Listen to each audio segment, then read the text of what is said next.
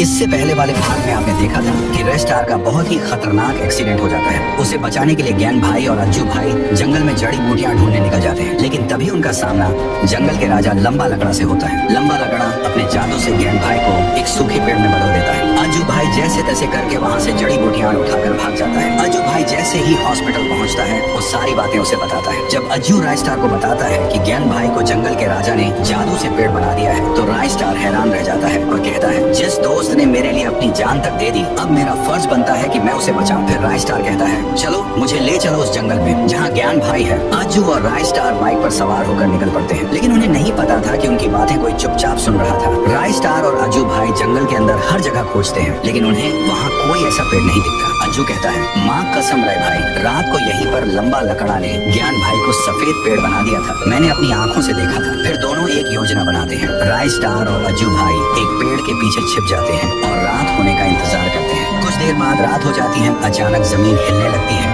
आसमान गरजने लगता है और एक सफेद पेड़ आसमान से नीचे उतरता है। फिर एक आवाज आती है, और वह पेड़ लंबा लकड़ा में बदल जाता है। अज्जू बोलता है, यही है वो अजीब सा आदमी जिसने ज्ञान भाई को पेड़ बना दिया था। राय स्टार गुस्से में कुल्हाड़ी निकालता है और कहता है, आज तो मैं इस लकड़ी के बच्चे को काट कर रख दूंगा। फिर राय स्टार उसके सामने जाकर बोलता है, कहाँ है मेरा दोस्त, मुझे उसे वापस दो। लंबा लकड़ा जोर जोर से हंसने लगता है और एक मंत्र बोलता है। तभी जमीन के नीचे से एक सफेद पेड़ बाहर आता है और जैसे ही वह पेड़ अपना रूप बदलता है, वह कोई और नहीं ज्ञान भाई ही था। लेकिन इस बार वह बहुत बदला बदला लग रहा था। काले कपड़े, भूत जैसा चेहरा और हाथ में तलवार। लंबा लकड़ा ने उसे अपने वश में कर लिया था। लंबा लकड़ा कहता है, ज्ञान जाओ, अज्जू को मार दो। ज्ञान भाई सीधे तलवार से अज्जू पर हमला करता है और अज्जू वहीं बेहोश हो जाता है। अब ज्ञान भाई राय स्टार की तरफ बढ़ने लगता है। जैसे ही ज्ञान भाई हमला करने वाला होता है, तभी अचानक एक आवाज आती है, रुको। वो आवाज थी उसी डॉक्टर की जिसने राय स्टार की जान बचाई थी। डॉक्टर कहता है, रुको टंग टंग, मेरे बच्चे। राय स्टार पूछता है, डॉक्टर क्या आप इसे जानते हो?